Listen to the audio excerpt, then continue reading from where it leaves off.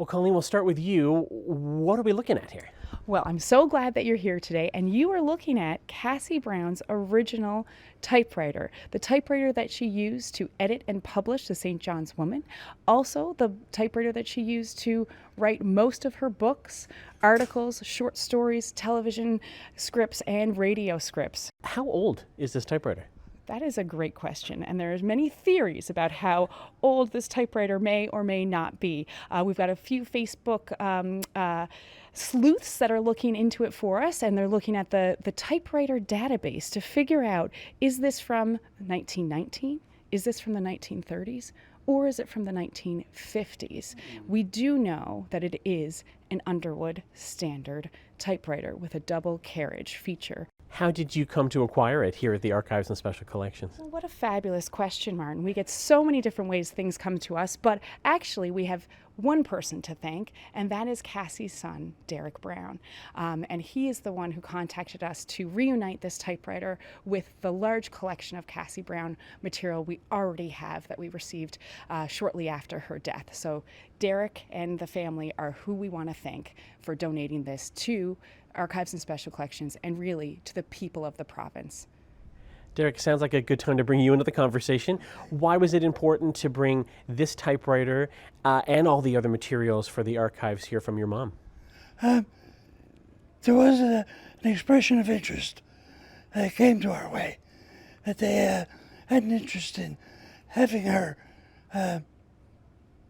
record.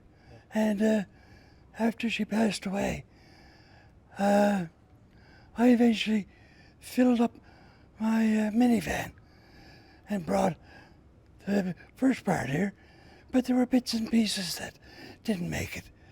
So they were put together over the last month. And I asked Colleen here if they were interested in the typewriter that was used for all this. And she hummed and hawed a little bit. But she said, maybe we do want it. When the family came to the archives and said, would you be interested, why was there, as Derek said, hemming and hawing at first? Well, normally when we think about a typewriter, an object, we think of that as an artifact that would go into a museum. So that was my first thought, is this the right place? Is Archives and Special Collections the right place for this object, this instrument? And the more I thought about it and the more Derek explained that this is an extension of Cassie, that this was a part of her work and this was her chosen instrument. She went back and forth and used other typewriters, but this is the one that the bulk of her work originated from.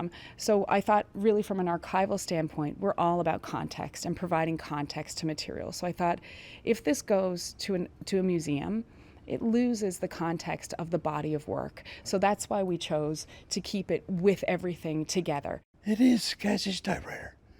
And that was the instrument. So it's all her thoughts and ideas were brought to fruition and life.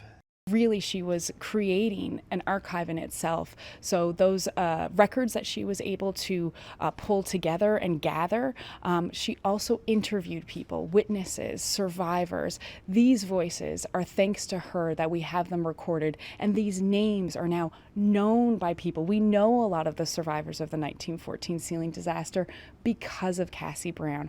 So Cassie Brown has brought so much to the surface of Newfoundland culture and heritage, and we owe her a huge thanks and debt and gratitude, and she pushed this. I really got to say, I'm so thankful for her work and appreciative of everything that she's done, because without her, we really would lose a whole sense of our culture and identity.